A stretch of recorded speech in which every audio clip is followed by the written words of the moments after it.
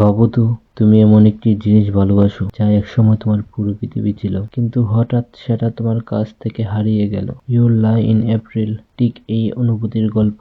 কুসেই আরিমা একজন পিয়ানিস্ট। ছোটবেলা থেকে কঠোর অনুশীলন, প্রতিযোগিতা, পারফেকশন এটাই ছিল তার জীবন। কিন্তু মায়ের মৃত্যুর পর সে মানসিকভাবে ভেঙে পড়ে। সবচেয়ে অবাক করার ব্যাপার, সে পিয়ানো বাজালেও পিয়ানোর শব্দ শুনতে পায় না। তার জীবন যেন সাদা কালো হয়ে যায়। তারপর তার জীবনে আসে কাউরি নামে একটি মেয়ে, একটা প্রাণবন্ত, হাসিখুশি, অদ্ভুত মেয়ে। সে ভায়োলিন বাজায় নিয়ম ভেঙে, শুধু অনুভূতি দিয়ে। কাউরি কুসেইকে শেখায় সঙ্গীত মানে নিখুঁত হওয়া না। ধীরে ধীরে কুসেইর জীবনে আবার রং ফিরে আসে। বন্ধুত্ব, স্বপ্ন, ভালোবাসা সবকিছু নতুন করে শুরু করে। কিন্তু গল্পটা শুধু রোম্যান্স না, এটার ভিতর লুকিয়ে আছে এক গভীর সত্য যা শেষের দিকে তোমাকে নীরব করে দেবে। এই অ্যানিমের সবচেয়ে শক্তিশালী দিক হলো এর মিউজিক। পিয়ানো আর ভায়োলিনের প্রতিটা পারফরম্যান্সে তুমি অনুভব করবে চরিত্রদের ভেতর কষ্ট আর আশা। চেরি ব্লসমের গোলাপি রং, নরম আলো, সবকিছু যেন বলে অন্ধকারের পরেও বসন্ত আসে। এটা এমন একটা গল্প যা তোমাকে কাঁদাবে, কিন্তু